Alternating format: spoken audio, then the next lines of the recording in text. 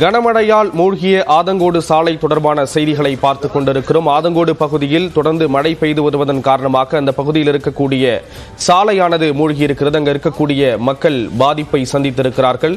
வரலாறு காணாத பெருமழையை சந்தித்து வருகின்றன. தமிழகத்தில் இருக்கக்கூடிய தென் மாவட்டங்களான தூத்துக்குடி, கன்னியாகுமரி, தென்காசி, திருநெல்வேலி உள்ளிட்ட மாவட்டங்கள் இந்த பாதிப்பை சந்தித்திருக்கின்றன. பல்வேறு பகுதிகளிலும் தண்ணீர் சூழ்ந்திருப்பதை பார்க்க முடிகிறது. ஒரு சில இடங்களில் போக்குவரத்து முடங்கி இருக்கின்றன. குறிப்பாக நெல்லையை பொறுத்தளவில் ரயில் போக்குவரத்தானது முற்றிலும் முடங்கி இருக்கிறது. தண்ணீர் சாலையில் தேங்கி இருப்பதன் காரணமாக மக்கள் பெருமளவில் இன்னலுக்கு உள்ளாகி இருக்கிறார்கள். வரலாறு காணாத அளவில் ஒரு பெருமழையை சந்தித்திருக்கிறது. இந்த நிலையில் இது தொடர்பான விவரங்களை வழங்குவதற்காக செய்தியாளர் சஜயகுமார் இணைகிறார். சஜயகுமார், ஆதங்கோடு பகுதியை பொறுத்தளவுல மழை நிலவரம் அப்படிங்கிறது எப்படி இருக்கு? மக்கள் எந்த அளவுக்கு பாதிப்புக்கு உள்ளாக்கி இருக்காங்க? ஸ்ரீராம், கன்னியாகுமரி மாவட்டத்தில் நேற்று இரவு முதல் மழை குறைந்திருந்தாலும் கூட கடந்த 2 நாட்களாக பெய்து வந்த கனமழை காரணமாக மாவட்டத்தில் உள்ள பிரதான அணைகள் பேச்சுப்பாறை, பெருஞ்சாணி, சித்தார் போன்ற அணைகள் அதன் முழு கொள்ளளவை எட்டியதன் அடிப்படையில் பேச்சுப்பாறை மற்றும் பெருஞ்சாணி அணைகளிலிருந்து வினாடிக்கு தற்போது 11,000 கன அடி தண்ணீர் வெளியேற்றப்பட்டு வருகிறது. இதனால் கோதையார், பரளியார், தாமிரபரணி போன்ற ஆறுகளின் தாழ்வான பகுதிகளுக்கு மாவட்ட நிர்வாகமானது பாதுகாப்பாக இருக்க எச்சரிக்கை விடுத்துள்ளது.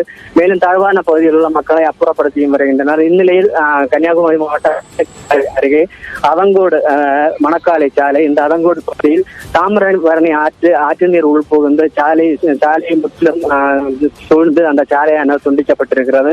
இதனால் அதங்கோடு மணக்காலை பகுதியில் உள்ள மக்கள் அந்த வழியாக செல்லக்கூடிய அரசு பேருந்துகள், எந்த விதமான வாகனங்களும் அந்த சாலை வழியாக இயக்க முடியாத ஒரு சூழ்நிலை ஏற்பட்டுள்ளதால் அந்த பகுதியில் உள்ள இரு பகுதிகளில் மணக்காலை, அதங்கோடு போன்ற பகுதியில் உள்ள மக்கள் அத்தியாவசிய தேவைகளுக்கு வெளியே செல்ல முடியாமல் பலரும் அந்தந்த வீடுகளிலே முடங்கியுள்ளது. செய்தார்.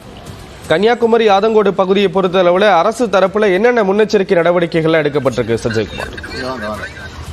ஸ்ரீராம், தற்போது இந்த பகுதியில் அமைச்சர் மனோஜ் தங்கராஜ் ஆய்வு மேற்கொண்டுள்ளார்.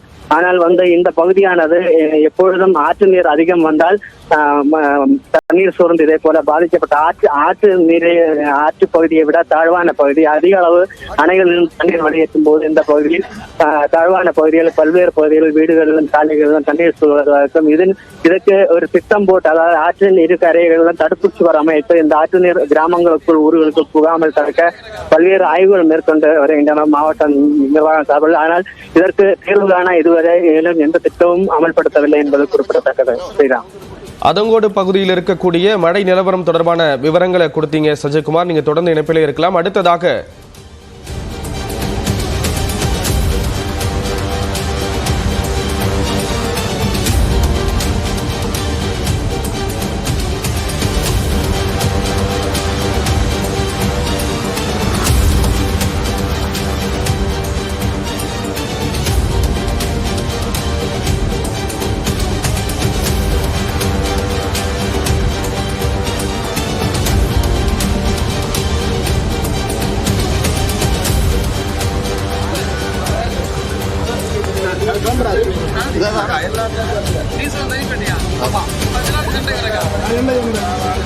நல்லா இருந்தாலும்